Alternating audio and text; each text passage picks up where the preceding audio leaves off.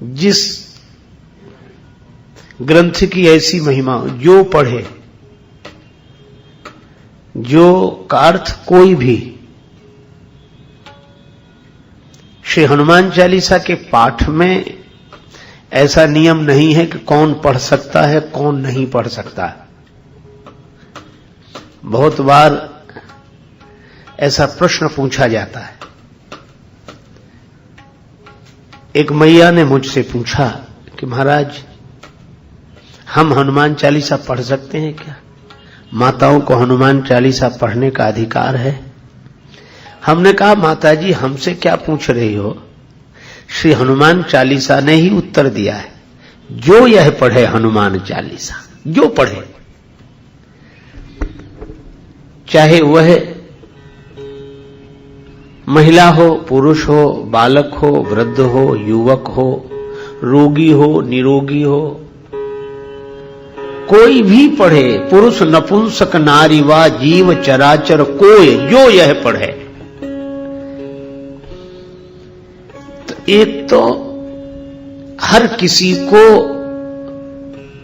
पढ़ने का अधिकार है, हर समय अधिकार है श्री हनुमान चालीसा पढ़ने का।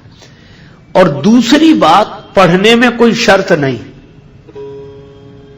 कि मन लगाकर पढ़ो, सावधानी पूर्वक पढ़ो, सवेरे सवेरे पढ़ो, पूरब की तरफ मुख करके पढ़ो, आसन लगाकर पढ़ो, उत्तर की तरफ देखकर पढ़ो ना। कहा कि कैसे पढ़े यह भी नहीं लिखा, कौन पढ़े यह भी नहीं लिखा, जो यह है कैसे पढ़े, कहा कैसे की बात ही नहीं, पढ़े। कितनी सुविधा है। हनुमान चालीसा जो कोई भी पढ़े, केवल पढ़े, उसको सिद्धि मिल जाएगी। विश्वास नहीं होता कि बिना किसी नियम के और किसी को केवल ये हनुमान चालीसा पढ़ने से सिद्धि मिल जाएगी। श्री तुलसीदास जी महाराज आपके वचन पर हमें विश्वास नहीं होता। तुलसीदास जी कहते हैं विश्वास करो, क्योंकि इसकी साक्षी स्वयं गौरीपति भगवान शंकर दे रहे हैं। भगवान शंकर की साक्षी करके कहता हूं कि कोई भी कैसे भी श्री हनुमान चालीसा का पाठ करे, इस ग्रंथ को पढ़े, उसे अवश्य सिद्धि की प्राप्ति होगी होगी होगी। तो ऐसी महिमा है श्री हनुमान चालीसा की, और जिस ग्रंथ की ऐसी महिमा है उसी की कथा हम लोग श्री सीताराम जी की मंगलमयी प्रेरणा से कल की भांति आज भी श्रवण कर रहे हैं।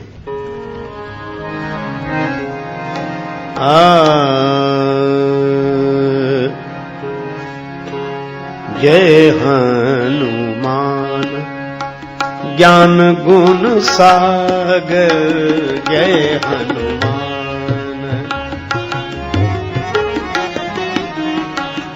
जय हनुमान ज्ञान गुण सागर,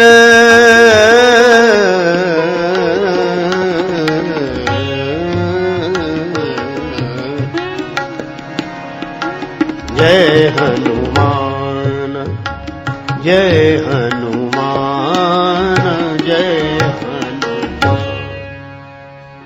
श्री तुलसीदास जी कहते हैं हनुमान जी महाराज की जय हो जय हो। वे ज्ञान और गुणों के सिंधु हैं।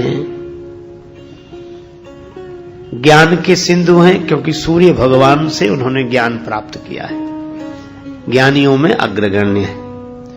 गुण सागर है। कल कहा गया था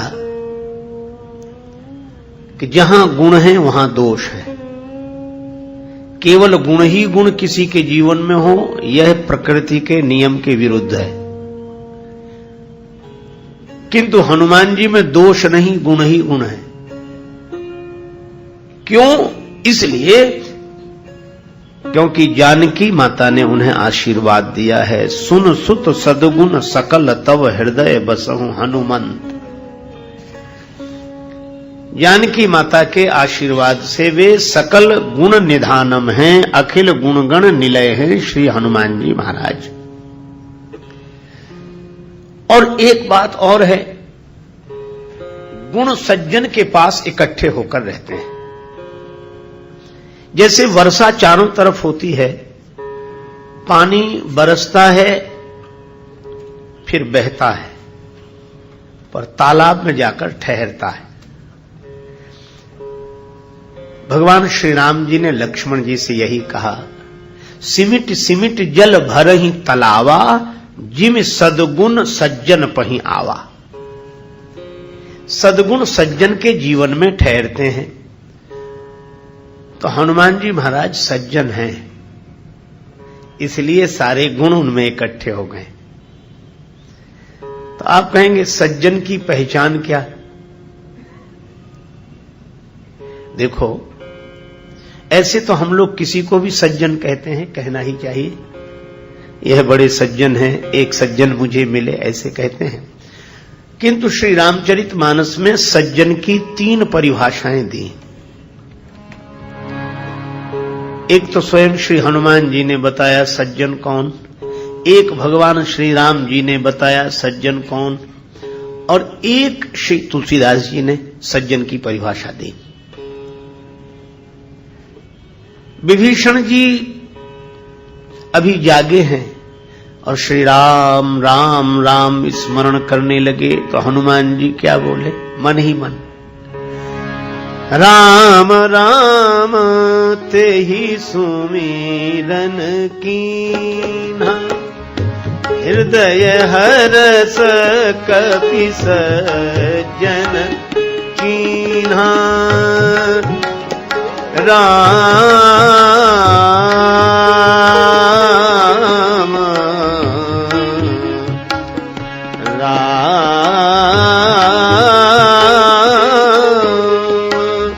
राम राम तेहि सुमिरन कीन्हा, हृदय हरस कपि सज्जन कीन्हा।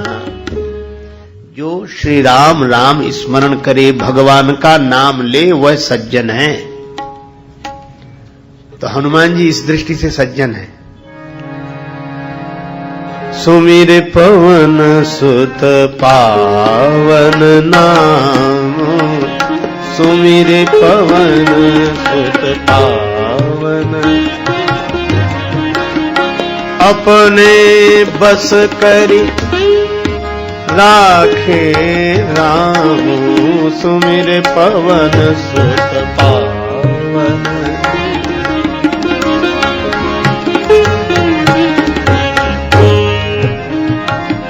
अपने बस करी राखे राम,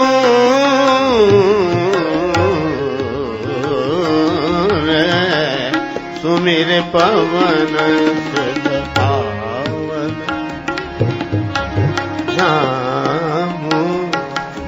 नाम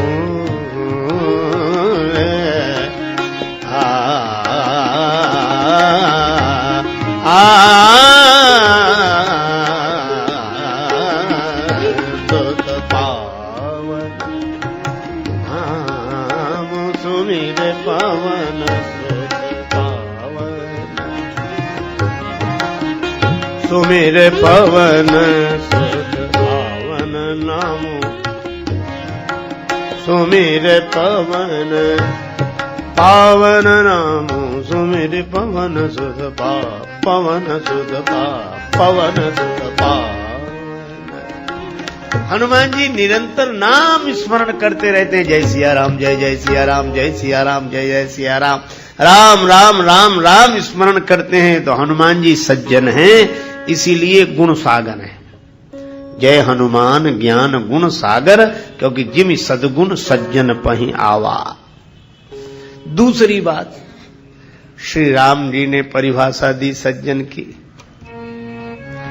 जननी जनक बंधु सुत दारा, तनु धनु भवन सुहृद परिवारा, सबके ममता ताग बटोरी, मम पद मनहि बांधे बर डोरी।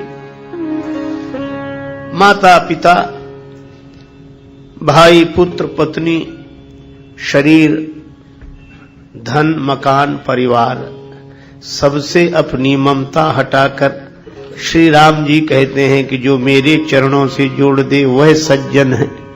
अस सज्जन मम उर बस कैसे। तो हनुमान जी ने तो अपनी पूरी ममता भगवान के चरणों से जोड़ दी।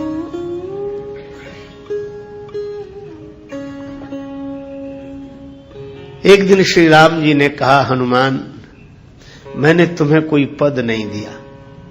किष्किंधा का पद सुग्रीव को तुम्हारे कारण मिला, लंका का पद विभीषण जी को तुम्हारे कारण मिला, और अयोध्या का पद मुझे तुम्हारे कारण मिला, पर तुम्हें कोई पद नहीं मिला।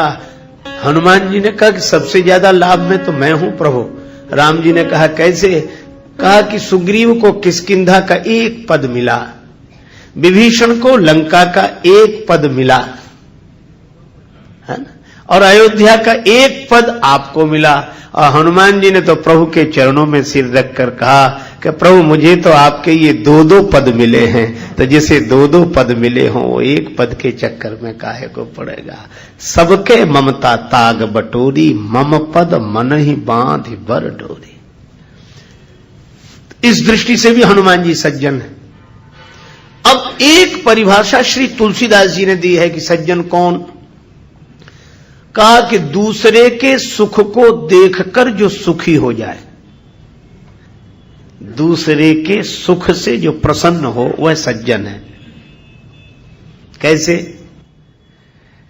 बरसात होती है, नदियों में जल बढ़ता है, उमड़ घुमड़ कर नदियां चलती हैं, तालाब भी उमड़ने घुमड़ने लगता है। जग बहु नर सर सरी सम भाई, ये निज बाढ़ बढ़ई जल पाई।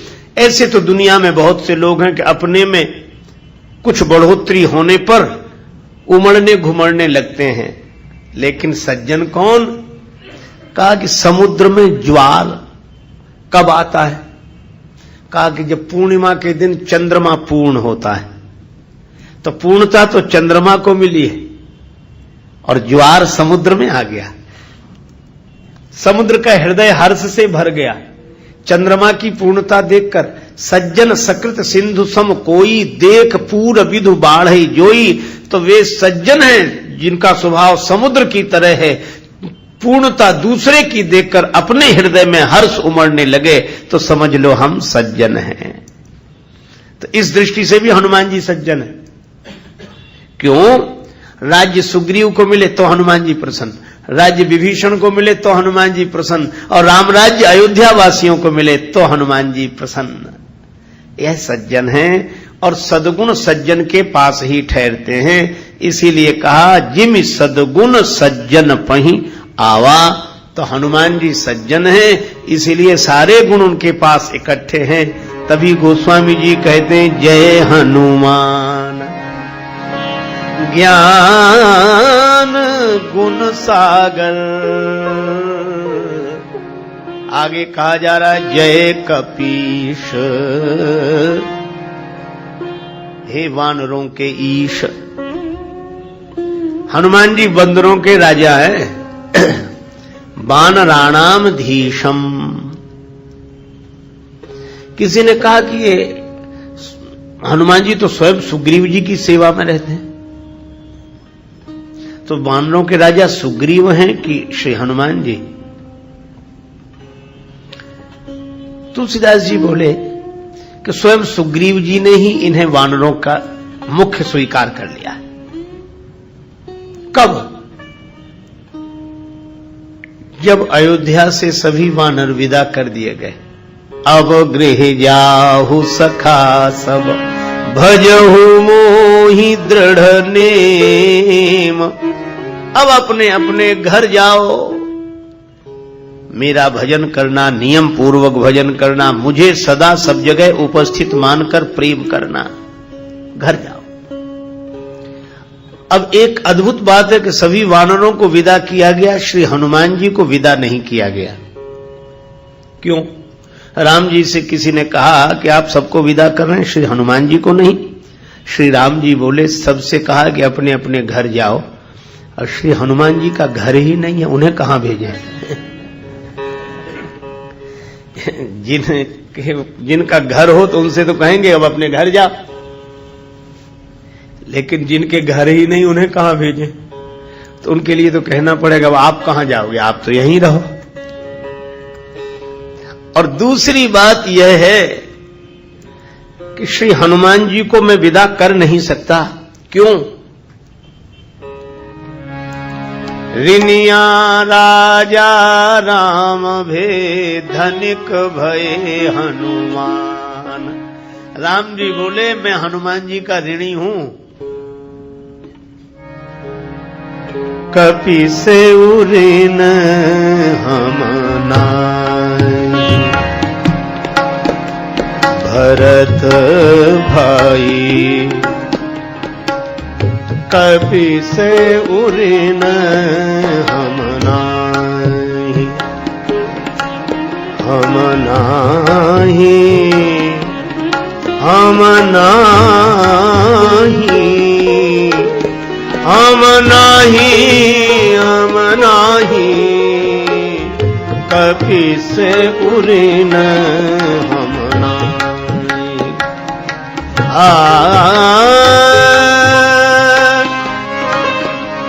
हम नाही,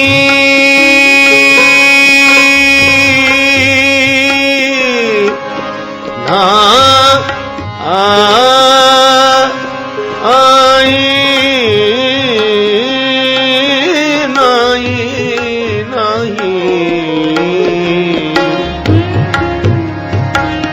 कपि से ऋण हम नाही, भरत भाई कपि से ऋण हम नाही। हनुमान जी के ऋणी हैं राम जी, तो जिनसे कोई लेना देना ना हो उनसे तो कहेंगे कि अब जाओ, और धनी आकर बैठे उसका कर्ज न चुके तो उससे कैसे कहेंगे अब जाओ। इसीलिए सभी वानर विदा किए गए, हनुमान जी नहीं विदा किए गए, और सब वानरों को विदा करने के लिए श्री हनुमान जी ही गए। सुग्रीव जी से हनुमान जी ने कहा दिन 10 करी रघुपति पद सेवा, पुनि तव चरण देखी हूं देवा। हनुमान जी ने कहा कि कुछ दिन राम जी के चरणों की सेवा करके फिर आपकी चरण सेवा में आ जाऊंगा, आप ही तो हमारे बंदरों के स्वामी हैं। सुग्रीव जी बोले आज से मैं नहीं, तुम पुण्य पुंज तुम पवन कुमारा, सेवहु जाई कृपा आगारा। क्यों? बोले हम वानर सब बड़भागी हैं, हम सब सेवक अति बड़भागी। सुग्रीव जी बोले हम जितने बंदर हैं बड़े बड़भागी हैं, संतत सगुन ब्रह्म अनुरागी, क्योंकि राम जी की सेवा मिली इसलिए हम बड़भागी हैं। परंतु हनुमान जी हमें आज सेवा से दूर जाना पड़ रहा है, पर तुम्हें अभी भी सेवा मिली हुई है, इसलिए हम सब बड़भागी तो हैं, पर हनुमान सम नहीं बड़भागी, नहीं को राम चरण अनुरागी। तो सुग्रीव जी बोले इस दृष्टि से देखें तो वानरों में प्रमुख तुम ही हो, वानरों के मुख्य तुम ही हो। तुलसीदास जी बोले बिल्कुल ठीक कह रहे हैं, इसीलिए हम भी कहेंगे वानराणाम धीशम, और इसी का अनुवाद श्री हनुमान चालीसा में जय कपीश, हे कपीश तिहु लोक उजागर। आपका यश तीनों लोकों में है। देखो 3 लोक, चलो ऐसे मान लो आकाश पृथ्वी पाताल, और तीनों लोकों में इनका यश है, पाताल में भी, पृथ्वी पर भी, आकाश में भी। तो अगर उस दृष्टि से देखा जाए तो छलांग लगाकर सूर्य भगवान को मुख में रख लिया तो आकाश में जय जयकार हुई, और पृथ्वी पर राम जी की सेवा करके ऐसा कार्य किया कि लोग कहने लगे राम ते अधिक राम कर दासा, और पाताल जाकर श्री राम जी लक्ष्मण जी को ले आए, तो त्यों लोक उजागर, तीनों लोकों में यश है। एक और दूसरी दृष्टि है, ये तीन की सेवा में बराबर रहे, राम जी, लक्ष्मण जी और जानकी जी। अगर देखा जाए तो इन तीनों का तीन लोक से संबंध है। लक्ष्मण जी का संबंध पाताल से है, क्योंकि वे शेषावतार हैं और शेष के सिर पर ही पृथ्वी है। लक्ष्मण जी शेषावतार हैं और शेष के सिर पर पृथ्वी, तो पृथ्वी से नीचे पाताल, और उसमें कौन रहते हैं का शेषावतार लक्ष्मण जी। और श्री जानकी जी का जन्म ही पृथ्वी से हुआ है, और राम जी भगवान है, भगवान का संबंध ऊपर से है, आकाश से है, क्योंकि वे आकाश के समान नील वर्ण वाले हैं। तो आकाश की तरह हैं राम जी, पृथ्वी का प्रतिनिधित्व कर रही हैं श्री जानकी जी, और पाताल का प्रतिनिधित्व कर रहे हैं शेषावतार श्री लक्ष्मण जी। तो लक्ष्मण जी भी हनुमान जी को मानते हैं, राम जी भी हनुमान जी को मानते हैं, और जानकी जी भी हनुमान जी को मानती हैं। तुलसीदास जी बोले इसीलिए हम कह रहे हैं जय कपीश तिहु लोक उजागर, तीनों लोकों में आपकी जय जयकार हो रही है, आपकी जय हो जय हो। और इतनी विशेषताएं होने के बाद भी जय हनुमान, आपने अपने मान का हनन कर दिया, अभिमान नहीं है।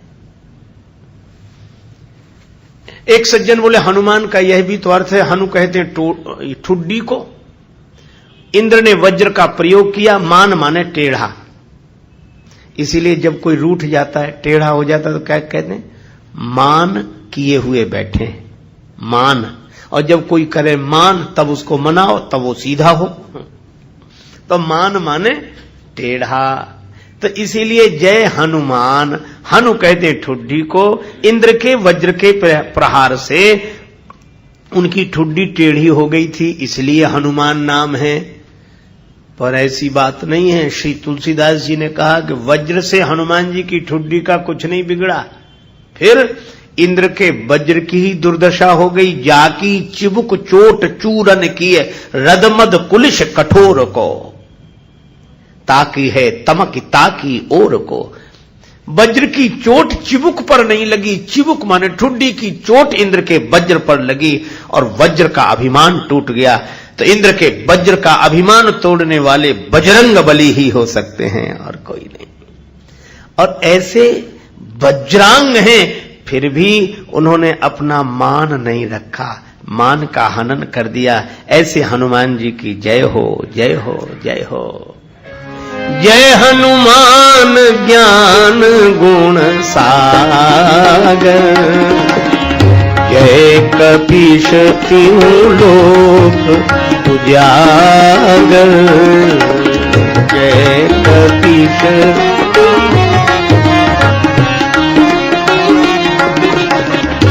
रामदूत अतुलित बल धामा, अंजनी पुत्र पवन सुत नामा, महावीर विक्रम बजरंगी,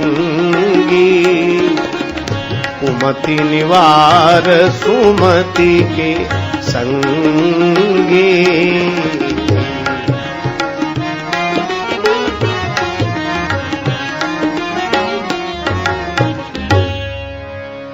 रामदूत अतुलित बल धामा, यह राम जी के दूत हैं, राम जी के दूत हैं। दूत का अर्थ है संदेश वाहक। संदेश वाहक जब किसी के पास जाता है तो अपने स्वामी का संदेश और स्वामी की शक्ति लेकर जाता है। हनुमान जी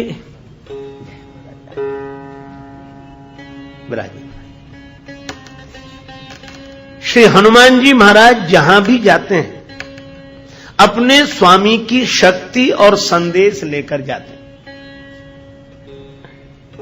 उनका अपना अभिमान नहीं। रावण ने जब पूछा, वानर यह बताओ किसके बल पर बगीचा उजाड़ा?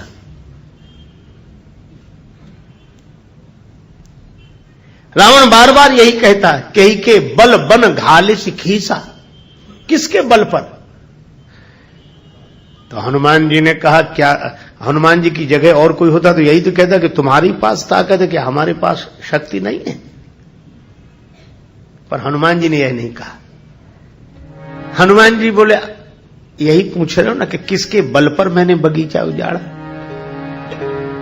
हनुमान जी ने कहा, जिसके बल पर तुम लंका के राजा हो,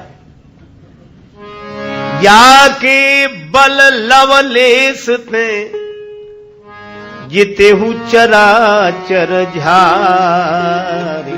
चराचर प्राणियों पर, पूरी सृष्टि पर जिसके बल पर तुमने अधिकार प्राप्त कर लिया है, उनका बल मुझे भी मिला। तो तुम कौन हो? तासु दूत मैं जाकर हरियाने हूं प्रिय नारी।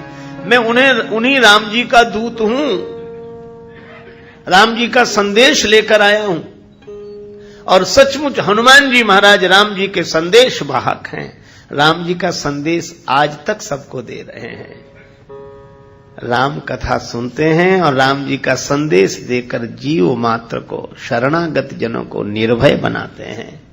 तासु दूत, जानकी माता से भी कहते हैं, राम दूत में मात ज्ञान के दूत में मात। श्री राम दूत में मात, मातो जान की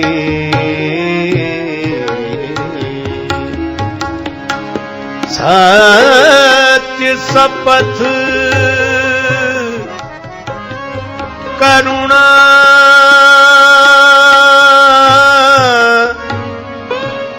निधान की,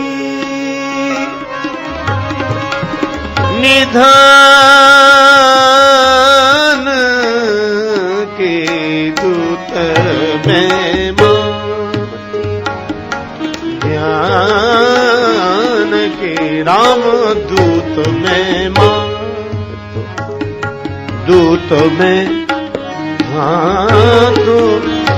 मातो जान के राम दूत मैं मात मैं राम जी का दूत हूं। अच्छा, दूत होने के साथ विशेष बात क्या है? दूत वह है जिसका अपना अभिमान नहीं होता।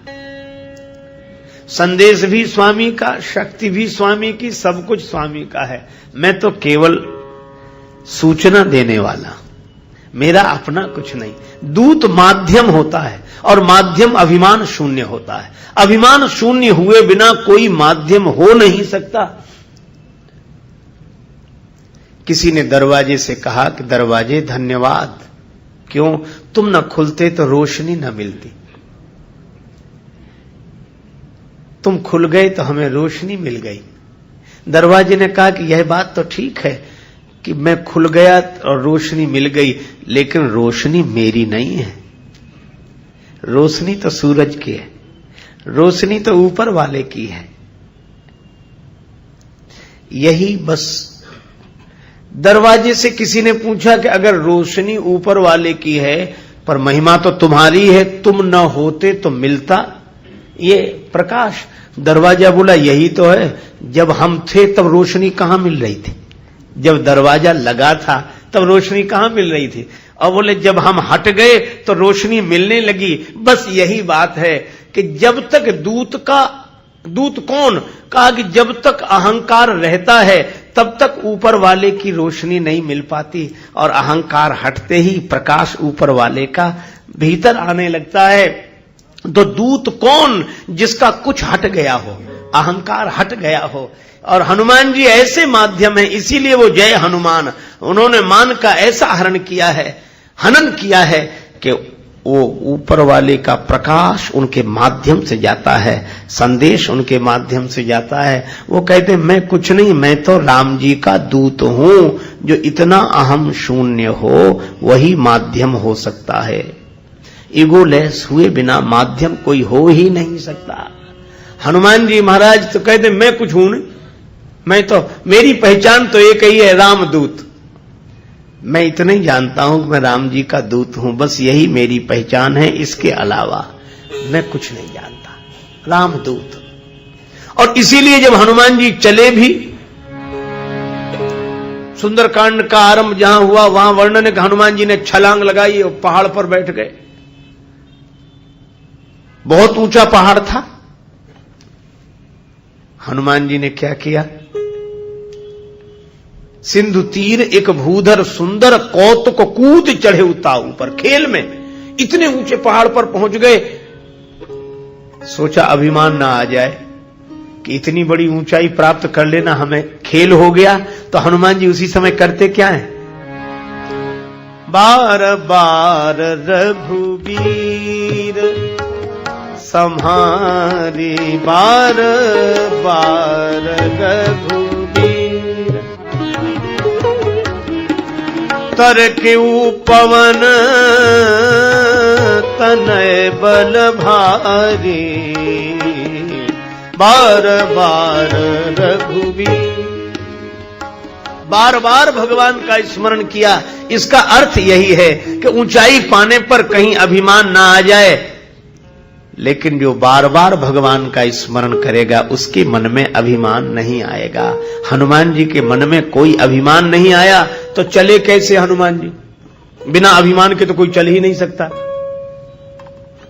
बिना अभिमान के कैसे चलेगी? हम ये हैं, हम यह होकर जा रहे हैं, पर हनुमान जी क्या होकर गए? हनुमान जी हम होकर नहीं गए। जिमि अमोघ रघुपति कर बाना, यही भांति चले वो हनुमाना।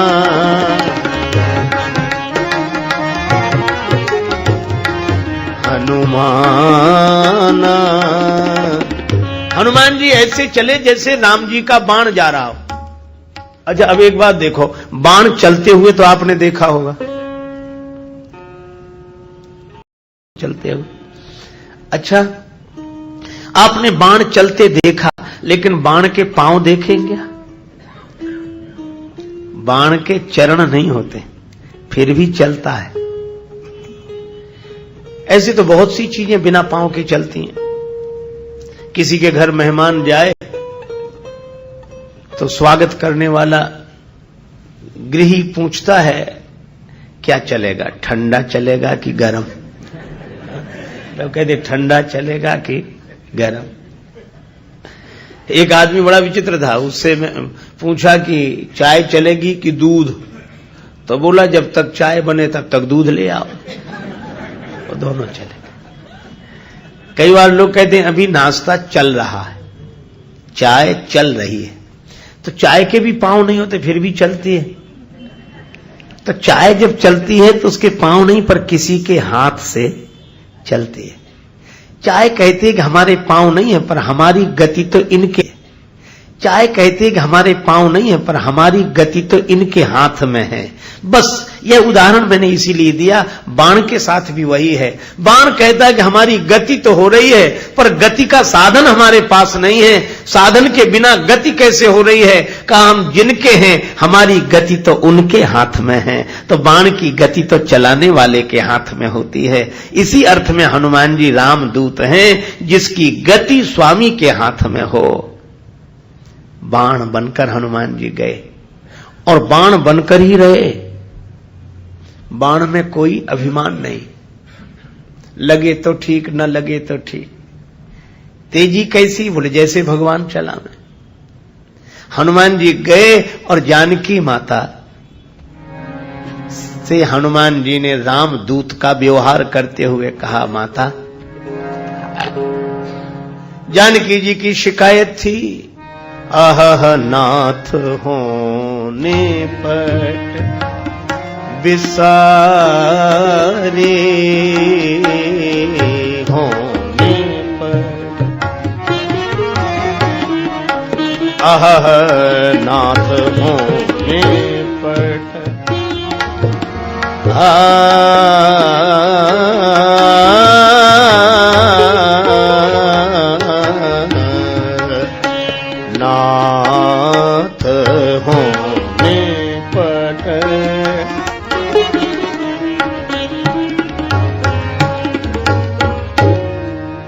जानकी जी को शिकायत थी कि राम जी ने हमें भुला दिया। अब रामदूत की भूमिका देखो, हनुमान जी की जगह दूसरा कोई होता तो यह कहता कि हाँ बात तो आपकी ठीक है, उन्हें ऐसा नहीं करना चाहिए था, गलत किया है उन्होंने, लेकिन हम उनको जाकर समझाएंगे, आप चिंता मत करो। यह दूत का ढंग नहीं है, जिसका संदेश देने आए हो उसी की निंदा शुरू कर दी, फिर काहे के दूत हो। हनुमान जी ऐसा नहीं करते। जानकी जी ने कहा आहा नाथ हो निपट विसारी, राम जी ने हमें भुला दिया। हनुमान जी बोले नहीं माता, प्रभु ने आपको नहीं भुलाया। यह है दूत का धर्म, जिसका संदेश लेकर आए हो उसकी तरफ से बोलो। हनुमान जी ने कहा कि नहीं जानकी माता, प्रभु ने आपको नहीं भुलाया। जानकी जी बोली प्रभु ने हमें नहीं भुलाया, इसका क्या प्रमाण है। हनुमान जी बोले और राम जी ने आपको भुला दिया, इसका क्या प्रमाण है। सीता जी बोली मेरे पास प्रमाण है। क्या। इंद्रपुत्र जयंत ने कौआ बनकर मेरे चरण में चोंच का प्रहार किया तो उसके पीछे भगवान ने अपना बाण लगा दिया और हरण करने वाला अब तक आराम से बैठा है। इसीलिए लगता आहा नाथ हो निपट विसारी। पर श्री हनुमान जी ने जो बात कही वो बड़ी अद्भुत। हनुमान जी बोले माता जी, जयंत जब कौआ बनकर आया तो भगवान क्या धनुष बाण पास में ही रखे थे। वे तो उस समय आपकी गोद में सिर रखकर शयन कर रहे थे। हां, फिर आप कह रहे हैं कि बाण जयंत के पीछे लगाया। अरे नहीं बेटा, सींक रखी थी लकड़ी की, छोटी छोटी पुष्प रखे थे, क्योंकि उन्हीं से आभूषण बनाकर प्रभु ने उस दिन मेरा श्रृंगार किया था। तो भगवान ने सींक उठा ली और सींक का धनुष और सींक का बाण, वो सींक का बाण ही जयंत के पीछे लगा दिया। हनुमान जी बोले माता जी, इतनी सी सींक क्या बाण बनी होगी। बेटा बात सींक की नहीं है, प्रभु के संकल्प की है। प्रेरित मंत्र ब्रह्म सर धावा। अच्छा, तो औरों को तो सींक दिख रही होगी, बाण नहीं दिख रहा होगा ना। पर मां आपकी दृष्टि में तो वो बाण होगा। हाँ बिल्कुल, प्रभु की दृष्टि में बाण था, जयंत को बाण लगता था, लेकिन औरों को तो सींक दिख रही होगी। हनुमान जी बोले ऐसा भी तो हो सकता है कि प्रभु ने चरण पर चंचु का प्रहार करने वाले इंद्रपुत्र जयंत जो काक का वेश धारण करके आया था, उसके पीछे सींक के रूप में अपना बाण लगा दिया और हरण करने वाले रावण के पीछे किसी और रूप में बाण को लगा दिया हो। जानकी जी बोली और किस रूप में। बाण आया, बिल्कुल आया है, हरण करने वाले के पीछे भी बाण लगा है, तो वो बाण है कहां, किस रूप में है। हनुमान जी से जानकी मैया ने पूछा। हनुमान जी बोले माता बस सामने देख लो, सामने देख लो। निशिचर निकर पतंग सम, ये रघुपति बाण कृशानु, जननी हृदय धीर धर जरे निशाचर ज्ञान। का ये वानर के रूप में राम जी का बाण ही आया है। जिमि अमोघ रघुपति कर बाना, एही भांति चलेऊ हनुमाना। ये रघुपति बाण कृशानु, कृशानु क्यों, धनुज वन कृशानुम, यह राम जी का बाण है। जानकी माता बोली बेटा हनुमान, बड़ा भला किया कि तुमने बता दिया। हनुमान जी चरणों में गिर गए। नहीं माता, मैं आपको क्या बताऊंगा, आपको पता लग गया था और आपने रावण को भी बता दिया। मैंने, हाँ, रावण जब आपको कृपाण दिखा दिखा कर धमका रहा था तब आप सोच रही थी क्या मैं अकेली हूं। विचार किया नहीं, अकेली नहीं हूं, कोई है, हनुमान आ गए। तो आपने भी यही कहा था, असमन समुझी कहत ज्ञान की, खल सुधि नहीं रघुवीर बाण की। और वह बाण और कोई नहीं, ये रघुपति बाण। कौन है, हनुमान जी। और देखो बाण में अपना प्राण भी नहीं होता, बस बाण का तो सब कुछ भगवान के हाथ में होता है। तो जो बाण की तरह अपना अहंकार छोड़कर अपना सब कुछ भगवान के हाथ में दे दे, वही राम जी का दूत हो सकता है। जब राम जी हनुमान जी को भेजने लगे, राम जू ने कपि पुंजन में सुत अंजन को अपनाई के भेजो, माथे पे हाथ की छाह करी कर मूंदरी हाथ गहाई के भेजो, राजस बैन न बोली सके तब नैनन नीर बहाई के भेजो, संकट सिय को काटिवे को हनुमान ही बाण बनाई के भेजो। तब भगवान ने कहा, हनुमान एक काम करना, क्या? कही बल विरह बेग तुम आयो। हमारे बल का वर्णन करना और हमारे विरह का वर्णन करना।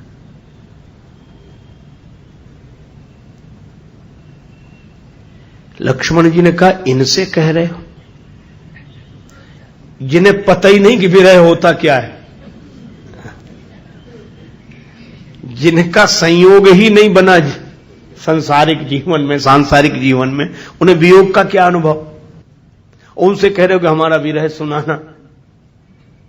और ये अपना ही बल भूले रहते हैं, याद दिलाओ तो इन्हें अपने बल की याद आती है, और आप कहते हो कि बल और विरह मेरा सुना कराना। बड़ी बढ़िया बात राम जी ने कही, बोले यही मेरे सच्चे दूत हो सकते हैं। कहा क्या? बोले मेरे बल का वर्णन तो वही कर सकता है जिसे अपने बल का ज्ञान ही न रहता हो, और जिसे अपने बल का ज्ञान रहता हो वो हमारे बल का वर्णन क्या करेगा, और जिसका अपना विरह हो वो हमारा विरह क्या सुनाएगा।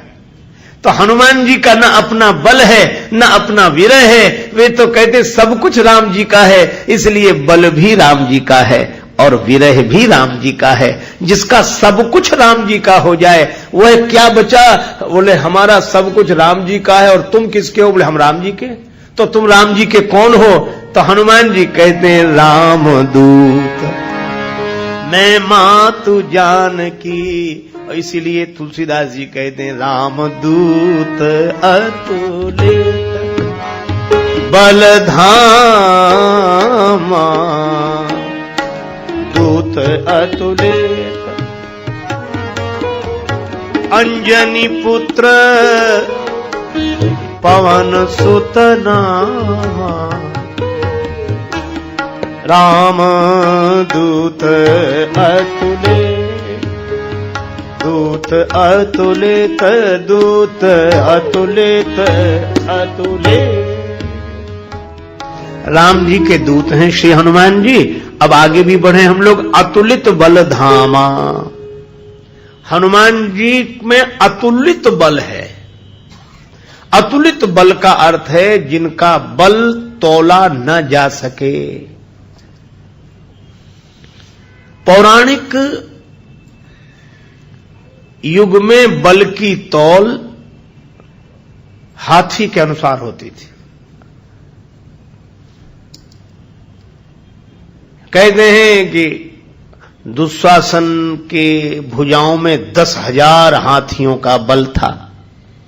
इसीलिए तो द्रौपदी माता के चीरहरण के प्रसंग में भक्त कवियों ने कहा 10,000 गज बल थक्यो, 10 गज घट्यो न चीर, ऐसे वर्णन करता हाथियों का।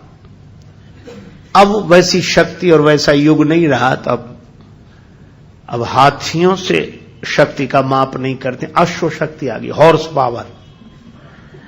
अब हाथियों से नहीं, हॉर्स पावर। लेकिन उस समय हाथियों से। एक संत कह रहे थे कि 10,000 हाथियों में जितना बल होता है उतना बल एक दिग्गज में, हमारी पौराणिक मान्यता है कि दिशाओं का एक एक हाथी दिग्गज,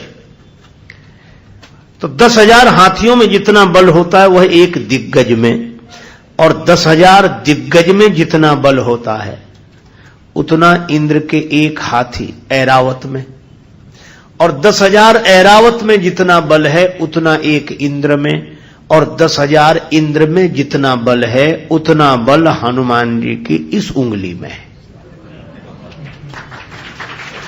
बोलो अब कितना बल होगा?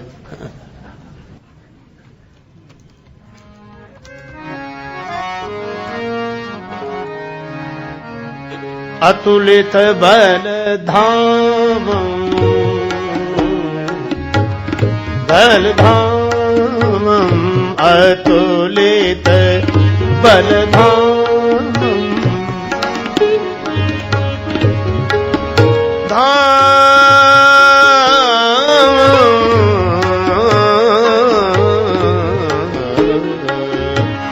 बलधामम् अतुलित बलधाम बलधामम्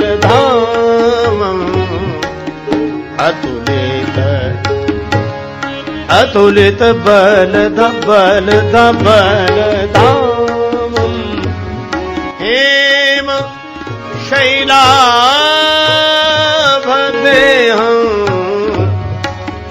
धनुजवन कृशानुम् ज्ञाने नामग्रगण्यम् अतुलित बलधामम् अतुलित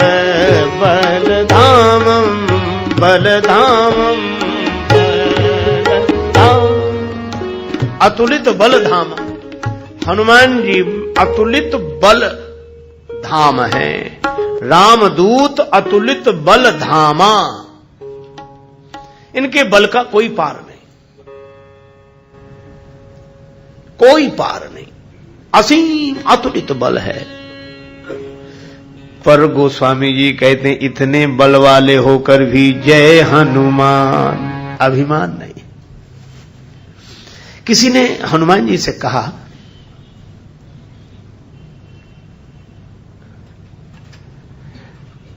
तुलसीदास जी ने हनुमान बाहुक में लिखा द्रोण सो पहाड़ लियो खेल ही उखार, कंदुक ज्यों कपि खेल बेल कैसो फल भो। श्री हनुमान जी ने इतना बड़ा द्रोणागिरी पर्वत उठा लिया। कई बार लगता है हम लोग हनुमान जी का जहां जहां दर्शन करते हैं, जिन जिन मंदिरों में हनुमान जी आज भी पहाड़ लिए खड़े हैं। मुझे कभी कभी लगता है कि इस रूप में दर्शन हो रहा तो अच्छा है, पर जब देखो तब पहाड़ ही लिए खड़े हैं, कभी तो आराम करने दो इन्हें। उस संकट के समय संकट मोचन का रूप है, लेकिन और कभी कभी लगता है कि हनुमान जी का दर्शन करें, वो अब इधर देखें उधर पहाड़ लिए खड़े हैं उनको। पर श्री हनुमान बाहुक पढ़ा तो मन को शांति मिली। अरे अपने को लग रहा है वो पहाड़ है, पर हनुमान जी तो कंदुक ज्यों कपि खेल बेल कैसो फल भो। हनुमान जी अपने हाथ में इतना बड़ा पहाड़ ऐसे रखे रहते जैसे कोई बेल का फल अपने हाथ में रखे रहे। बेल कैसो फल भो, ये तो बल की बात कि इतना बड़ा पहाड़ बेल जैसा फल हो गया। और गति कैसी, मारुत नंदन मारुत को मन को खगराज को बेग लजायो, और वहां से यहां तक परबत की नभ लीक लसी कपियों धुकी धायो। श्री हनुमान जी महाराज के बल का तो कोई पार नहीं। देखो रावण बड़ा बलवान। एक दिन रावण हनुमान जी से बोला कि हमारी आपकी लड़ाई हो जाए। हनुमान जी बोले तैयार, पर फैसला कैसे होगा? बड़ी देर तक लड़ाई होगी, तुम भी बलवान और हम पर भी राम जी की कृपा है। रावण बोला लंबा वाला युद्ध नहीं, एक एक मुक्के का युद्ध, एक मुक्का मैं मारूंगा एक तुम मारो। हनुमान जी ने कहा हम तैयार है। रावण पहले मुक्का तुम ही मारो। रावण बोला मैं क्यों, तुम क्यों नहीं? हनुमान जी बोले इसलिए कहीं हमने पहले मुक्का मार दिया तो पता नहीं तुम्हारी वारी आती भी है कि नहीं, तुम्हारी मन की मन में ही रह जाएगी, इसलिए पहले तुम ही। रावण ने पूरी शक्ति से मुक्के का प्रहार किया, पर तुलसीदास जी कहते हैं जान उठे कि कभी भूमि न गिरा। हनुमान जी घुटने के बल वीरासन में बैठे रहे, कुछ नहीं बिगड़ा। और रावण अपनी 20 आंखें बार बार बंद करे फिर खोले फिर। हनुमान जी ने कहा कि आश्चर्य मत करो, हम स्वस्थ हैं, पर अब तुम तैयार हो जाओ। रावण बोला तैयार ही हैं और कर भी क्या सकते हैं। हनुमान जी ने पूरी शक्ति से हाथ ऊपर उठाया मुक्के के रूप में। घबरा गए ब्रह्मा जी, शंकर जी। ब्रह्मा जी बोले रोको, कहीं मुक्का गिर गया और रावण मर गया तो राम जी का तो पूरा प्रोग्राम ही फेल हो जाएगा। उनकी रामायण पूरी होने दो, तुलसीदास जी की और लीला राम जी की पूरी होने दो। अब हनुमान जी हाथ नीचे करें, आवे ने ऊपर देखा तो ब्रह्मा जी हाथ जोड़े थे कि दया करो। हनुमान जी बोले तो थोड़ा सा स्वाद तो चखा देना चाहिए। तुलसीदास जी कहते हैं कि रावण साधारण वीर नहीं है, जो 10 शीस महीधर ईश को 20 भुजा खुली खेल ने हारो। और उस पर जब हनुमान जी ने प्रहार किया तो सो हनुमान हन्यो मुठिका, तो रावण को ऐसे लगा कि गिरिगो गिरिराज जो गाज को मारे हो, जैसे गिरिराज हिमालय पर वज्रापात हुआ हो। रावण धरती पर गिर गया, मूर्छित रहा बड़ी देर तक। बड़ी देर में आंख खोली तो बोला बड़े बलवान हो। हनुमान जी बोले बल तो इन्होंने देखने नहीं दिया, ब्रह्मा जी और शंकर जी ने। बल तो तब होता जब तुम बताने के लिए बचते ही नहीं। गोस्वामी जी लिखते हैं कपिबल विपुल सराहन लागा। हनुमान जी के बल की सराहना रावण करता है और किसी की नहीं करता। अंगद जी गए तो यही कहा तो प्रभु नारी विरह बलहीना, तुम्हारे स्वामी तो प्रिया विरही है इसलिए बलहीन हो गए। तो प्रभु नारी विरह बलहीना, लक्ष्मण बोले अनुजतास दुख दुखी मलिना। अंगद जी बोले हम और हमारे चाचा सुग्रीव, कहा तुम तो नदी किनारे के पेड़ हो, जिस दिन बाढ़ ज्यादा आई उसी दिन उखड़ कर बह जाओगे। तुम सुग्रीव कूल द्रुम दो। अच्छा और कोई? आपके भैया विभीषण जी कैसे बलवान है? रावण बोला बलवान है पर बंधु हमारो भीरु अति सो, हमारा भाई जो है डरपोक है। नलनील जामवंत जी का जामवंत हाँ बलवान कभी थे, आजकल नहीं। जामवंत मंत्री अति बूढ़ा, सो की हो अब समरा रूढ़ा। नलनील इंजीनियर अच्छे हैं, पुल आदि बनाना हो तो, योद्धा नहीं है, शिल्पी कर्म जाने ही नलनीला। अंगद जी बोले तो हमारी सेना में, राम जी की सेना में, दल में कोई बलवान नहीं है। रावण बोला हाँ कोई नहीं, नहीं नहीं नहीं एक है, एक है। किसी को नहीं माना, पर हनुमान जी के बारे में क्या कहता अंगद जी से? रावण भी है कपि एक महाबलशीला, एक बड़ा बलवान है। अंगद जी बोले उसका नाम बताओ। रावण बोला यही तो मुश्किल है, नाम नहीं जानते। तो उसने अपना नाम नहीं बताया ना, क्या बताया? बोले यह कहा था कि हम तो राम जी के दूत हैं, तास दूत में जाकर हरि आने हो प्रिय नार। तो राम दूत अपने को कहता रहा पर बलशील बहुत था।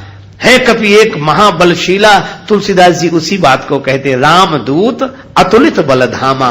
परिचय रामदूत के रूप में और महिमा अतुलित बलधाम के रूप में। रावण बोला नाम नहीं पता। अंगद जी बोले तो काम बताओ।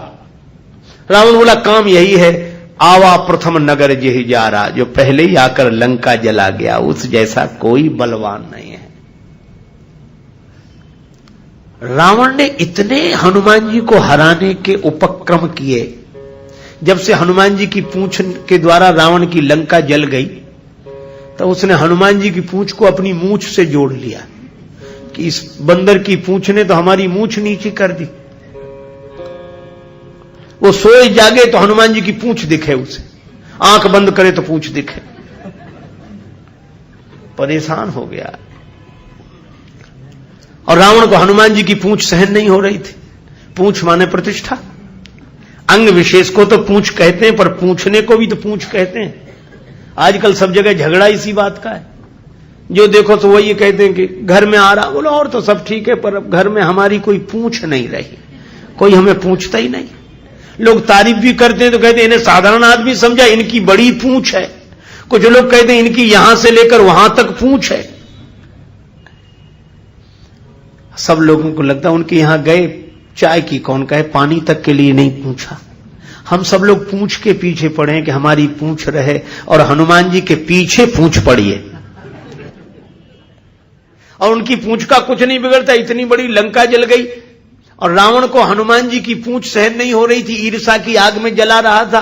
क्योंकि किसी भी दुर्जन को किसी सज्जन की बढ़ती हुई प्रतिष्ठा की पूंछ सहन नहीं होती, वह ईर्ष्या की आग में उसे जला देना चाहता है। लेकिन उसी समय हनुमान जी की पूंछ बढ़ी, और पूंछ तो नहीं जली, पर ईर्ष्या से जलने वाले का सब कुछ जल गया। जानकी माता ने कहा हनुमान तुम्हारी पूंछ नहीं जली। हनुमान जी से पूछा लंक जला के जली भी नहीं, हनुमंत विचित्र है पूंछ तुम्हारी। कौन सा जादू राजेश भरा, हंसी पूछती हैं मिथिलेश दुलारी। हनुमान जी बोले माता और कोई जादू नहीं, बोले कपि ही राघव आगे हैं। हृदय में आगे राम जी हैं और पीछे पूंछ रहस्य है भारी। वानर को भला पूछता कौन, श्री राम के पीछे है पूंछ हमारी। आगे राम जी हैं, पीछे हमारी पूंछ है। राम जी के पीछे ही तो हमारी पूंछ है, नहीं तो कौन पूछता। तो अंगद जी से रावण ने यही कहा कि जिसने लंका जला दी और नाम पता नहीं, नाम राम जी का लेता रहा, काम उसके द्वारा होता रहा। पर रावण ने सोचा कि इस बंदर को पकड़वाएं। 4 तरह की सेनाएं भेजी, हाथी पर सवार सैनिक, घुड़सवार, रथी और पैदल। और चारों सेनाओं ने हनुमान जी को चारों तरफ से घेरा। लक्ष्मण जी को चिंता हुई। लक्ष्मण जी बोले, प्रभु हनुमान जी अकेले हैं, 4 सेनाएं उन्हें घेर रही हैं, गदा भी नहीं लिए हैं हाथ में, आज्ञा हो तो हम चले जाएं। राम जी बोले, नहीं, जाने की जरूरत है लक्ष्मण, हनुमान जी अकेले ही काफी है। अतुलित बलधामा। अच्छा, तो लड़ेंगे कैसे? बोले अभी देखना। और सच में लड़ाई शुरू हुई। चारों सेनाओं ने इकट्ठे होकर आक्रमण किया हनुमान जी को चारों तरफ से घेरकर। पर वारे बजरंग बली, अतुलित बलधामम, वीर बजरंग बली ने जिस समय छलांग लगाई, और ऐसी छलांग लगाई पवन के वेग को लज्जित करते हुए वीर बली बजरंग ने, कि हाथी पर पहुंच गए। हाथी पर सवार सैनिक को नीचे गिरा दिया और पलटी खाकर विशाल रूप बनाकर हाथी को ही हाथों में उठा लिया। अब बोलो, गदा से तो 2-4 मरते, और हाथी जिस पे पटकेंगे 2-4 मरेंगे। और इतनी फुर्ती कि एक हाथ से इसमें हाथी, एक से उसमें हाथी, और दोनों हाथियों को ऐसे जो किया, हाथी सो हाथी मारे। हाथी उठा के हाथी पर पटक दिया। और इतने में घुड़सवार लोग आए तो घोड़ा उठाकर घोड़े पर, और रथ उठाकर रथ पर। तुलसीदास जी कहते हैं, हाथिन सो हाथी मारे, घोड़े घोड़े सो संहारे, रथनी सो रथ बिदरनी बलवान की, बार बार सेवक सराहना करत राम, तुलसी सराहे रीत साहिब सुजान की। राम जी कहते, वाह हनुमान, वाह वाह वाह। 4 इन सेनाओं से, रथियों से, हाथी पर सवार सैनिकों से, घुड़सवार सैनिकों से अकेले लड़ रहे हैं। लक्ष्मण जी बोले, कमाल कर रहे हैं हनुमान जी, 3 सेनाओं से हाथी से हाथी को समाप्त कर देते हैं, दोनों मरते हैं। रथ जिस रथ पे पटके दोनों खराब, घोड़ा घोड़े पर पटके दोनों मर गए। लक्ष्मण जी बोले, कमाल कर रहे हैं हनुमान जी। तुलसीदास जी बोले, अतुलित बलधाम है। राम जी बोले, लक्ष्मण, और एक बात तो देखो, ये तो आगे का कमाल है, पीछे तो देखो। पीछे क्या? बोले, पीछे पूंछ अपना कमाल कर रही। जो चक्कर में पड़ा, लपेटा, पटका, साफ किया, फिर दूसरे के लिए तैयार। और पूंछ की लंबाई निश्चित हो तो आदमी सोचे कि इस एरिया मत जाना, खतरा है। पर ये पूंछ बढ़ भी जाए और घट भी जाए। कवितावली में गोस्वामी जी लिखते हैं, लामी लूम लसत लपेट पटकत भट, देखो देखो लखन लरन हनुमान की। ये रामदूत अतुलित बलधामा, इनके बल का पार नहीं है। रावण सोच रहा था सेनाएं इकट्ठी गई है तो बंदर को पकड़ के लाएंगी। एक बंदर 4 सेनाएं। न तो सेनाएं लौटी, संवाददाता लौटे, समाचार देने वाले। रावण ने कहा, बंदर कहां है? संवाद देने वाले बोले, बंदर तो वहीं। सेनाएं कहां? बोले, साफ मर गई सेनाएं। हां। क्यों? कहा कि महाराज, उस बंदर के सामने टिकना मुश्किल है। जो सामने गए टिके ही नहीं, जाते ही साफ हो गए। रावण बोला, वो ना समझ थे जो सामने गए। सामने अगर नहीं टिक रहे थे तो पीछे से वार करते, चोर हमला करते, पीछे से पकड़ते। संवाददाता बोले, नाराज मत होना, आगे वाले तो कुछ देर टिके भी, पीछे वाले तो उतनी देर भी नहीं टिके। कहा, पीछे क्या गड़बड़ी होती थी? बोले, पूंछ में लपेट कर। रावण बोला, चुप, फिर वही पूंछ, मेरे सामने पूंछ का नाम मत लो। संवाददाता बोले, नहीं ले रहे। रावण ने सोचा कि इस बार हम भेजेंगे, अमर सेना भेजेंगे। कवितावली में वर्णन है, मरने वाली सेना नहीं, अमर सेना, मरेगी नहीं। राम जी के दल में गुप्तचरों से समाचार पहुंचा कि अमर सेना आ रही है। विभीषण जी बड़े चिंतित हुए, राम जी चिंतित हुए, अमर हैं तो मरेंगे नहीं। और राम जी बोले, हमारी प्रतिज्ञा कैसे पूरी होगी? निश्चरहीन करऊं मही, और ये है अमर। हनुमान जी को पता लगा। हनुमान जी बोले, प्रभु चिंता मत करो, दास को आज्ञा दो, कल एक नहीं बचेगा। तो बोले, अमर हैं, उन्हें मारोगे कैसे? वे अमर हैं। हनुमान जी बोले, हम भी अमर हैं। राम जी बोले उन्हें ब्रह्मा जी ने वरदान दिया है कि तुम अमर रहो। हनुमान जी बोले हमें हमारी जानकी माता ने कहा अजर अमर गुण निधि सुत हो। जानकी माता का आशीर्वाद है, हम भी अमर है। लक्ष्मण जी बोले प्रभु इन्हीं को भेजो, ये अमर अमर की लड़ाई ठीक रहेगी। दूसरी दिन आई अमर सेना, हनुमान जी लड़े ही नहीं उनसे, सामने गए। किसी ने हनुमान जी से कहा लड़ते क्यों नहीं, अमर सैनिक सामने खड़े। हनुमान जी बोले पहले से पता है कि इन्हें मरना नहीं है, तो जिन्हें मरना ही नहीं है उनसे लड़ने से क्या फायदा, तो कुछ तो करो। हाँ कुछ करते। और हनुमान जी ने क्या किया, कवितावली में वर्णन है। जे रजनीचर वीर विशाल कराल बिलोकत काल न खाए अति रनरोर बड़े बरजोर कपीस किशोर परे फग पाए। हनुमान जी के दाव में पड़े। हनुमान जी ने बड़ी लंबी पूंछ बढ़ाई पूंछ और सबको इकट्ठे ही लपेटा, लूम लपेट, और पूंछ में लपेट कर आकाश निहारी के, आकाश की ओर देखकर परम संकल्पवान वीर बजरंग बली ने हां के हठी हनुमान चलाए। अमर थे, बड़े घबरा गए।